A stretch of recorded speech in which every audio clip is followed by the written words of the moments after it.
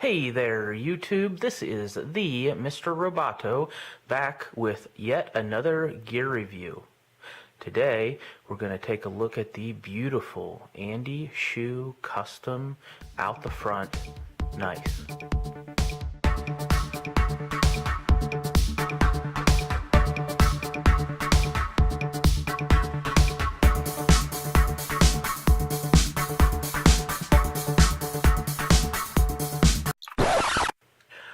So in my last review, I showed you my pride and joy, my Benchmade Griptilian Ritter. This was my everyday carry for many years. If you want to take a look at that video, I'll post a link down below. But in that video, we went over this knife, how it's been my tried and true pocket companion for over a decade. And I made mention in that video that I was going to be moving to a new everyday carry knife. And that is what we have here today. This is an Andy Shoe Custom AD08 Wolf Warrior out the front knife. If you're not familiar with Andy Shoe, he is a knife designer out of China, and he manufactures his knives under the Horizon Outdoor Tools brand name.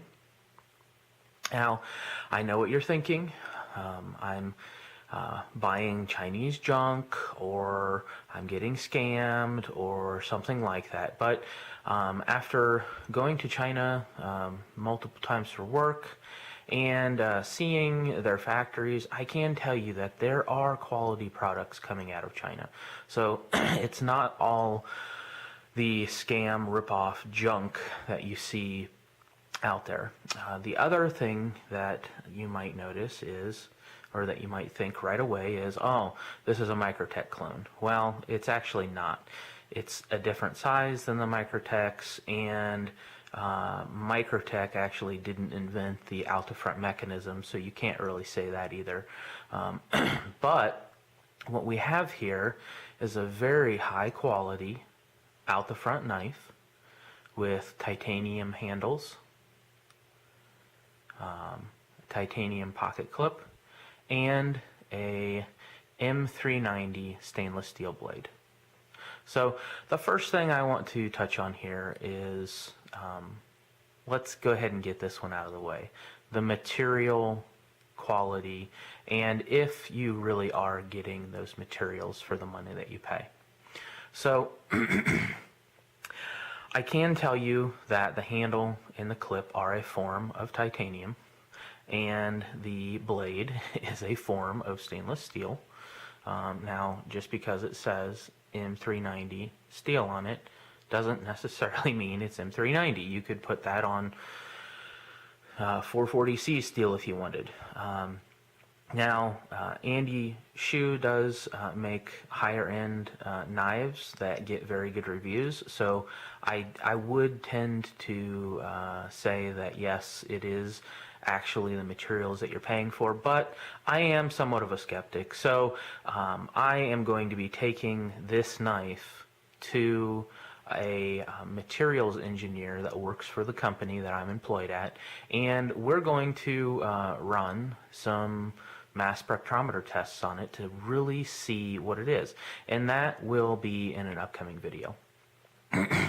But what I can tell you is, based on the look of the steel and the nice polish that they're able to get, I am fairly confident that this is a higher end stainless steel, and the handle is definitely is titanium, just based on the mass to volume ratio, which is its density. So but one thing to notice here is just no matter what materials this knife is made out of, it is beautiful. The machining is gorgeous. You can see here on the scales that most likely the pattern that's put in this knife isn't milled. It's probably a rolled on finish where they have a wheel that has the pattern that they're looking for, and they simply put it under pressure and roll it on. But if you look at the surface finish on the pocket clip here, it is definitely machined. It's gorgeous, and the level of detail in this knife is pretty mind-boggling for the price.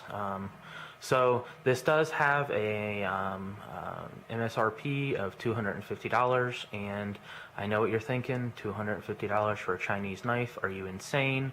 You just threw your money away? Well, I wasn't sure, because this is my first knife from China, but I got some good reviews. I got some good answers to questions from Andy. Seems to have pretty good customer service. And I was pretty confident to pull the trigger and make sure to put it on my YouTube channel so that if it did suck, I could save you guys the time and money. But I have been carrying this knife for a couple weeks now, about a month, and I can tell you that it has been a very good quality knife. It feels good in the pocket, and overall I'm very pleased. So let's look at the action here. Now I will tell you, I have taken it apart, and the springs inside were very, very stiff, and I loosened them up a little bit for a little bit easier actuation, and that has turned out just perfect. I really like the force that it takes to open and close it right now. So you can get the listen here to the click when it opens and closes. It fires very quickly, fires with authority.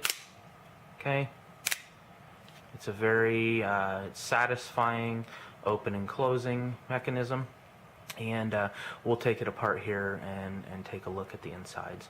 But before we do that, let's look at some overall dimensions. So if you're familiar with the Griptilian, I'm going to use that as a comparison here, and I will actually make some measurements. But overall, shorter, or Griptilian is a little bit shorter, but if you look at the height, this Andy shoe knife is much, much smaller, a shorter knife, and you can tell when it fits in the pocket. It does go down deeper into your pocket, but it doesn't take up as much room. Overall length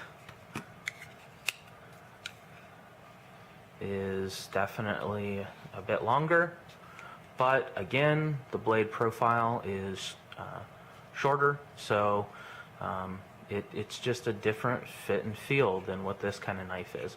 And this knife is rounded and more organic shaped, and this knife is straighter and more square, and I kind of like that.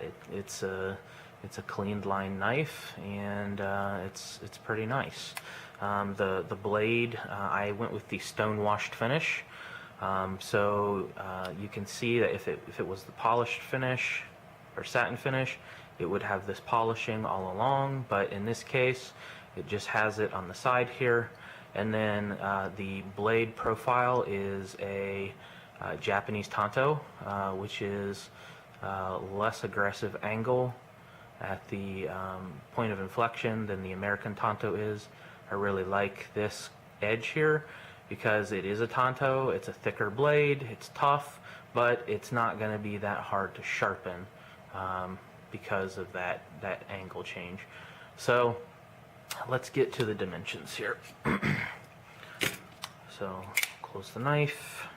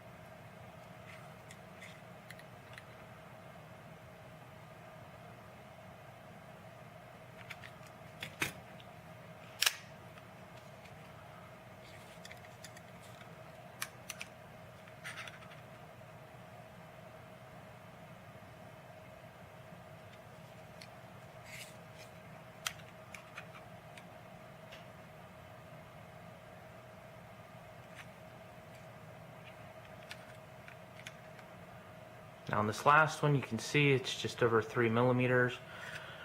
It is a very thick blade, and compared to my Griptilian, this Griptilian slices very nicely, but it's not as robust from a strength standpoint.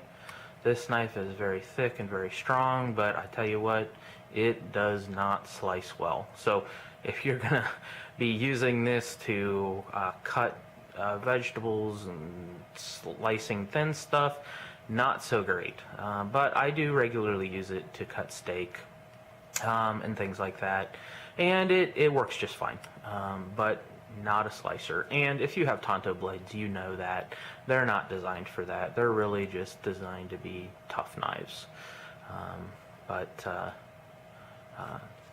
Overall, it's a really beautiful knife, and the beauty really does continue to the inside of the knife. So let's open it up and take a look. So if you've never had it out the front, there is an easy way, a safe way to open these up. So I'm going to hold on to the blade, deactivate it, get it off track here. Okay, very, very smooth here. All right, no grainy like a lot of knives.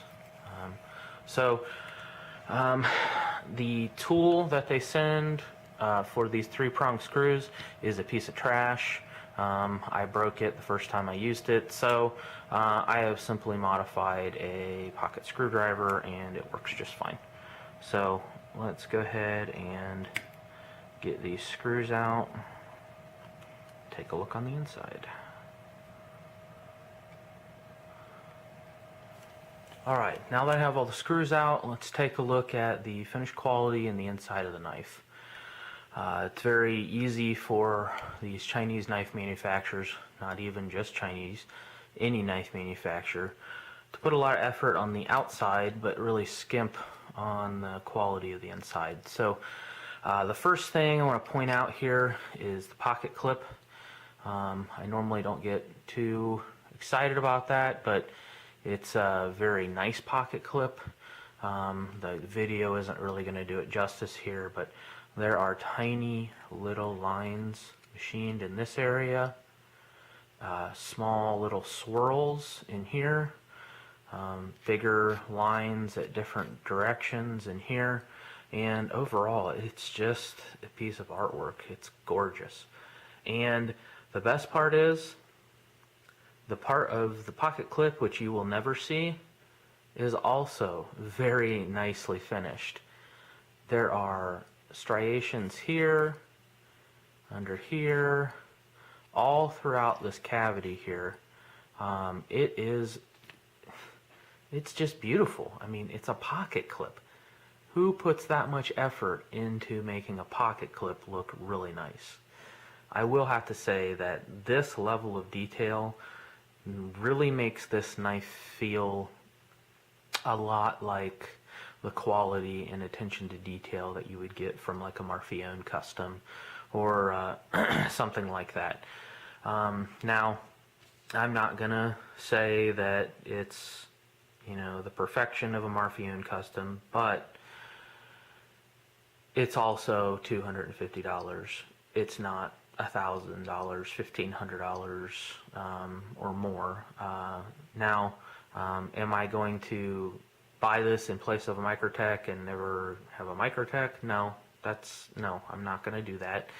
I believe in supporting American companies, but at the same time, when I see a good product, no matter where it's manufactured, I'm going to give credit where credit's due. And Andy Shu is making a very nice quality knife, so I'm going to give him credit for his knife.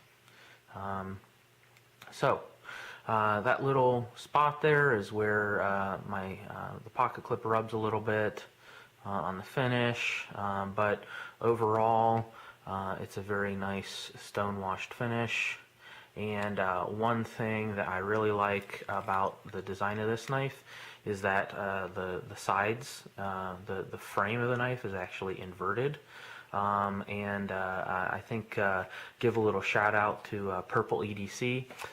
He did a review on this knife, and he mentioned this as well, and I want to echo that sentiment that when you reverse the construction of the knife, every out the front knife has some blade play.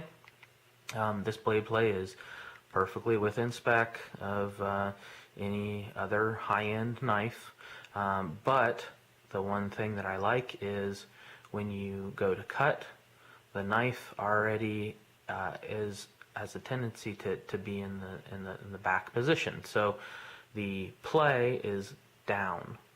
Okay, and that's nice when you're going to cut something. You don't have to take up that clearance first. It gives you a little bit more confidence to really lay into the knife when you're putting a lot of tension into your cut. So it's good. Now, the blade play, okay, you can hear it. Okay, there is a little bit. It's pretty difficult to see, but it's very minimal. I want to say I measured it at one time, and at the tip of the knife there was plus or minus about a half a millimeter or so, plus or minus a half a millimeter over a knife blade that's that long. So that's pretty respectable. And it hasn't been a problem for me so far. So we'll go ahead and pull this guy back in, pull him off track here. All right, let's open it up and take a look. So first off, the inside is very nice and clean. Now, I did go in here and polish it up a little bit because there's some anodizing of the finish, and I just cleared a little bit of the anodizing off to give it a little bit smoother operation. But the main thing to notice here is no matter how much anodizing you have, you can't cover up poor machining marks, and this is smooth. Okay, if you're familiar with machining finishes, this is a solid 063, or probably even better than that. So very high quality finish here. Okay, and what that translates into is slow machining. So you know, they run the machine slower to get a higher finish. Therefore, it takes longer to manufacture the knife. It raises the cost.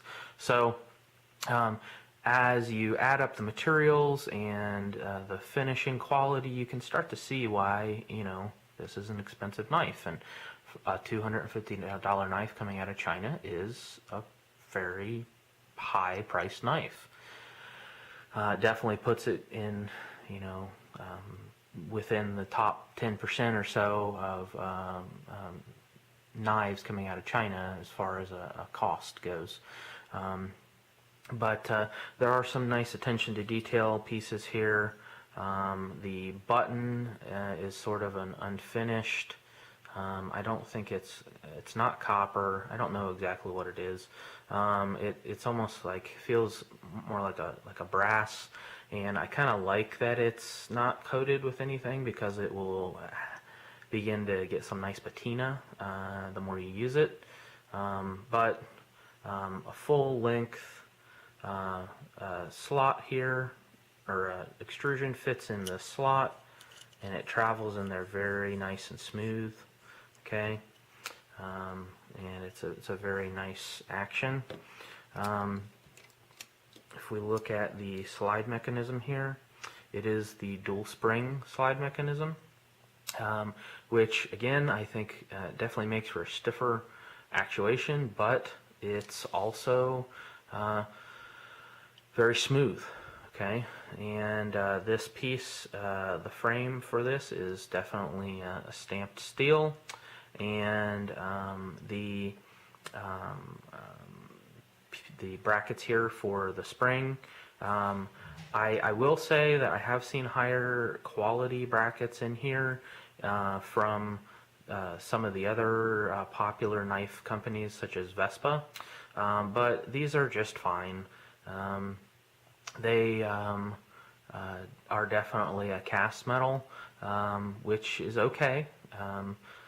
You know, everything, a machined piece of steel would have been nicer, but it's also not under that much load for the thickness of the parts. So it should hold up just fine. They did send an extra set of springs, which is nice. Now, like I mentioned earlier, I did stretch these out a little bit very easily to just reduce the tension a little bit. And it's been firing very consistently without destroying my finger muscles. So we'll go ahead and get the blade here, drop out the stop lug here, okay, and pull the blade out. All right, and you can see some nice attention to detail here. They have a different piece of material dovetailed in here that will handle the wear of the knife sliding in and out. That's nice. It's just a very high quality, very well made blade. And like I said, is it M390? I don't know. We're gonna find out though. I have a hunch that it is a very high quality steel, and I'm going to go ahead and give it the benefit of the doubt for now until I verify otherwise that it is actually M390. Okay. In here, again, the surface finish is very nice. I did, again, get the anodizing material off of there, and that's good. Now, with a titanium handle, titanium being a little bit softer material, they did give us a steel insert in here for the lug to run up against so that it doesn't wear out the titanium, which is good. The locking pins here, again, are spring-loaded, which is pretty common in this style of knife. But overall, just a very nice attention to detail. I really like how they've raised the threads here to fit into the handle, so that when you put this together, and you just sit it in place without putting the screws in, the handle is very secure in there. There's very little to no play. Again, just some more attention to detail that you wouldn't get in a cheaper knife. And overall, I tell you what, I'm very, very satisfied with this knife. Now, I didn't do a review right away because I wanted to carry it for a little while and see, you know, how it was going to hold up. But it's been good, and I've really enjoyed this knife. I love the convenience of the one-hand actuation, and in my state it is legal to carry, so you know, no big concerns about that. So, you know, for all of its positives, there are a couple negatives, and I'll go over those next. The first thing is, which I've already touched on, is these stupid 3-prong screws. I can't stand them. I wish they would put like a socket head cap screw in there, or a flat head cap screw, something that's a common fastener. But I do get the aesthetic. It is a nice looking screw. It looks neat. And you know, for whatever that's worth. The other thing is, when the knife did come, it was, like I said, the springs were very stiff, and the actuation was a little grainy. So I had to take it apart and mainly just clean out the oil. They pack these knives with oil so that they don't rust or corrode or anything like that during the long trip over the ocean. And even though these materials are, this blade specifically is a stainless steel, they probably just overdo it on the oiling, just in general, to make sure that there's no problems, corrosion problems, for whatever reason. But not a big deal. Take it apart, clean it. I think you should take all of your knives apart and look at them and clean them and understand them. Anyways, unfortunately, if it's a Microtech, it voids the warranty. But all in all, Andy Shu, you did a very nice job on this knife. I really love it. It's a great knife. I recommend buying it. You can get them on DHGate. I'll put a link in the description below. And yeah, good knife, Andy. I hope that I can get some more knives from you in the future. And I will say that I didn't get a discount or anything on this knife to do the review. This has all been paid for by me. And I'm just passing this on to you. So if you are looking at an Andy Shu AD08 Wolf Warrior knife, you can buy in confidence. It will be a nice quality knife.